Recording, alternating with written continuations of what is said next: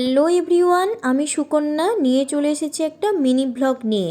আমার এখানে মানে কলকাতাতে আমার মা, বাবা, বৌদি, কুট্টুস সবাই এসেছে ঘোরার জন্য। তো তার জন্যই আমি ভাবলাম তো সবাইকে নিয়ে একটু ঘুরেই আসা যাক।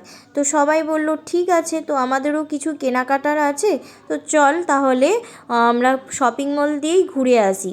তো তার জন্য চলে এসেছিলাম আমরা এম বাজার। এম বাজারে ঢোকার মুখেই দেখলাম এই জেন্টস সোয়েট টি শার্টগুলো, এই কালেকশানগুলো কিন্তু খুবই সুন্দর এসেছে।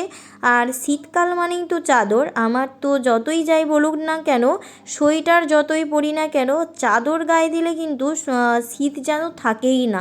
চাদরের কাছে কমফোর্টেবল আর কিছুই হয় না, আমার তো সেটাই মনে হয়। তো চাদরের কালেকশানগুলোও বেশ দেখে নিচ্ছিলাম। আর কুর্তি তো অ্যাজ ইউজুয়াল প্রত্যেকটা শপিং মলেই যেরকমই থেকে থাকে কুর্তি থাকেই। আর এদিকে দেখে নিচ্ছিলাম পঞ্চুর কালেকশানগুলো কিন্তু খুবই সুন্দর এসেছিলো, 699 করে।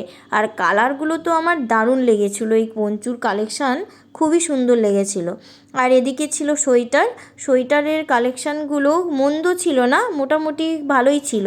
তারপরে আমি একটু নিজেকেও দেখে নিচ্ছিলাম। তারপরে আমরা চলে এসেছিলাম খাদিমসে কুট্টুসের জুতো কিনতে, কিন্তু ব্যাড লাক, এই জুতোটা সাইজে ছিল না, পছন্দ হওয়া সত্ত্বেও আমরা কিনতে পারিনি। তারপরে আমরা সবাই মিলে চলে এসেছিলাম মোমো খেতে, কারণ কুট্টুসের খুবই প্রিয় মোমো খেতেও খুবই ভালোবাসে। তো দেখুন আমি স্যুপটা খেয়ে নিচ্ছিলাম, এই শীতকালে মোমোর স্যুপ